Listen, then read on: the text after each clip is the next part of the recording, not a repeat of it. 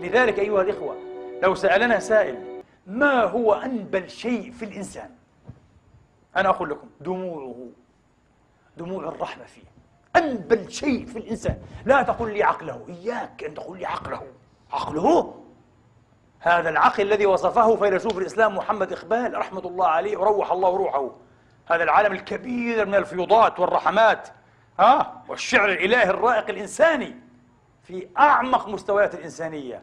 قال المرض العضال الشيطاني للغرب، الغرب هذا المعاصر، هو العقل بلا عشق. نعم، طبعا هو استمد هذا واستفاده من أستاذه الروح الكبير جلال الدين الرومي الذي قال العقل والذكاء والدهاء بضاعة إبليس، العشق رأس مال أبينا آدم.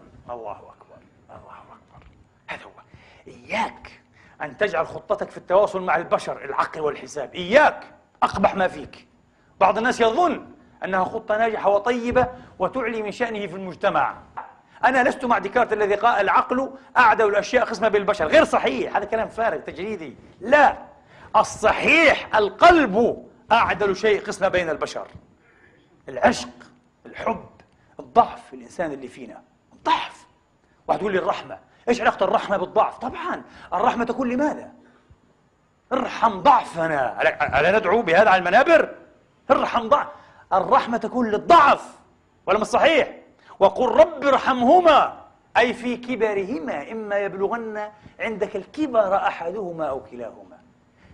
أصبح كبيرين همين متهدمين ضعيفين يحتاجان الآن إلى ماذا؟ إلى الرحمة. قال وقل رب ارحمهما كما ربياني صغيرا، حين كنت صغيرا ضعيفا أحتاج أيضا إيش؟ إلى الرحمة. الضعف هو ما يستدعي الرحمة، انتبهوا، الضعف. قال الله تعالى يريد الله أن يخفف عنكم وخلق الإنسان ضعيفا. وهذه فلسفة إنسانية، فلسفة التواصل. كيف؟ انتبهوا، كل ما يمكن أن يخفف عن الإنسان الذي أمامك المكروه بفشل في الحياة، في الزواج، في الدراسة، في التجربة الروحية، في أي شيء، المكروه بفقد حبيب وديد من أودائه، من أحبائه، المكروه بأي معنى من المعاني، كل ما يخفف عنه هو رحمة. لماذا؟ لأنه يجبر كسره ويقوي ضعفه المسكين، يأخذ ضعفه بكل عين اعتبار. قال الله تعالى يريد الله أن يخفف عنكم وخلق الإنسان ضعيفا، فخفف عن الضعفاء، خفف ولا تطلق اللسان ولتكبر أذناك.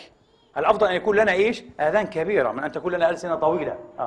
النبي عليه السلام من أعظم سماته التواصلية البشرية على الإطلاق أنه كان يستمع كثيرا للناس، لمشاكلهم، لآهاتهم، لتأوهاتهم، لتطلعاتهم، لإشكالاتهم، لضعفهم، يسمع كثيرا جدا النبي على فكرة. هل هناك من هو أذكى منه؟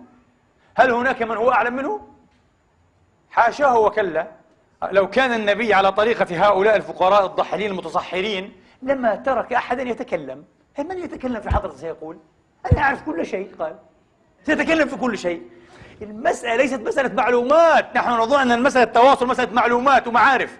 هذا الذي أتاك يبكي تظن أنه يريد منك معلومات؟ يعني للأسف علماء الدين يقومون بهذا الدور. كيف؟ طبعا إذا أراد أن يعزيه كيف يعزيك المسكين؟ يعطيك معلومات، يذكرك بآيات وأحاديث أنت تحفظها أحسن منه. نعرف الآيات هذه يا حبيبي، أحاديث، بالعكس تعرف العزاء يكون أحسن مما أن تذكرني بهذا كله. ذكرني لا بأس بآية واحدة بحديث على السريع، واتركني أبكي. لا بد للمصدور أن ينفث، اتركني أنفث، اتركني أتكلم وأنت تستمع. ابكي معي، ابكي لبكائي، ادمع بدمعي. أيها العالم، أيها الشيخ الجليل وقور، اترك الكلام، اترك الخطابة والوعظ، اجلس واستمع وابكي.